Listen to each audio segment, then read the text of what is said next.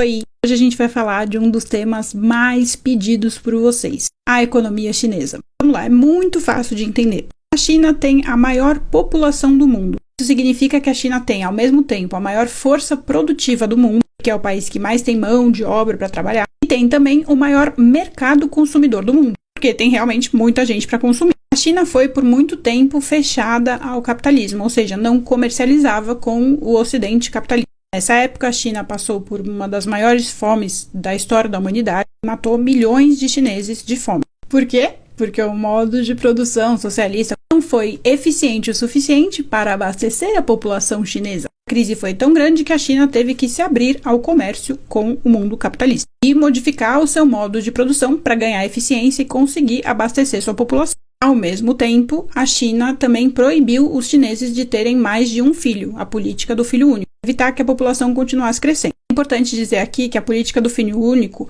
obrigava mulheres que não tivessem autorização do governo para ter mais de um filho a abortar. Isso significa muitas milhões de mulheres que foram forçadas a abortar. Não é uma política opcional. Está documentado, a própria China já se manifestou sobre isso. Essa política gerou também um feminicídio muito gigantesco, porque como os homens ganham mais, trabalham mais do que as mulheres lá no regime chinês, as famílias preferiam ter filhos homens, correr menos risco de passar fome. Isso sem falar no abandono de crianças. E esse abandono de crianças gerou um tráfico humano ilegal lá na China, num nível tão exuberante que o governo regularizou esse tráfico humano, criando um esquema de agenciamento de adoção de chineses. Isso tudo é documentado, é muito fácil você encontrar informação sobre isso na internet. Tem um filme na Amazon chamado The One Child Nation, a nação de uma criança. Qualquer chinês com quem você conversar vai confirmar esse fato. Então, assim, o comunismo, o socialismo, chame como você quiser, eles chamam de comunismo, não deu certo na China.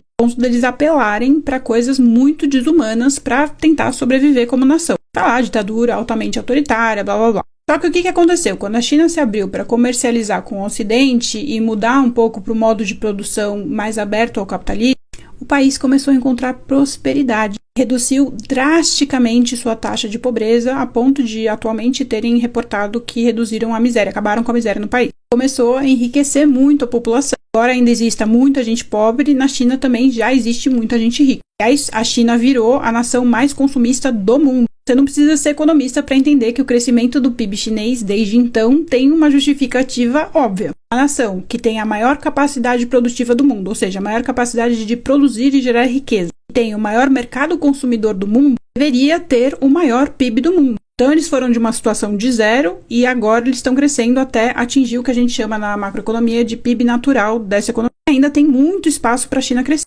Como se antes da abertura para o capitalismo a China fosse uma piscina vazia. Nessa piscina vai entrar bastante água até que ela se preenche. Essa piscina é muito grande, então tem espaço para um fluxo muito grande de água ainda. Quem acompanha a geopolítica chinesa sabe que eles estão passando por alguns períodos meio de crise meio estranhos. Crise política. Muitas reformas, como por exemplo, eles aboliram a política do filho único, agora cada família pode ter 3 filhos, várias outras reformas capitalistas. Política dos 3 filhos, o próprio governo chinês assume que é para aumentar a força produtiva, que a população está envelhecendo e em breve vai parar de crescer, vai parar de produzir e, portanto, vai parar de crescer a economia. Eles precisam fabricar mais trabalhadores para a economia continuar crescendo. Então, assim, o sucesso da economia chinesa não é por causa do comunismo, muito pelo contrário, é pela abertura para o capitalismo. Claramente, esse capitalismo já vem enfrentando algumas dificuldades, provavelmente porque é um regime que é totalmente ditatorial e contraditório no capitalismo. Com certeza absoluta, se a China se abrisse para um capitalismo liberal, com livre iniciativa privada, etc e tal, a China ia ser a maior economia do mundo muito rápido. Mas como eles ainda resistem nas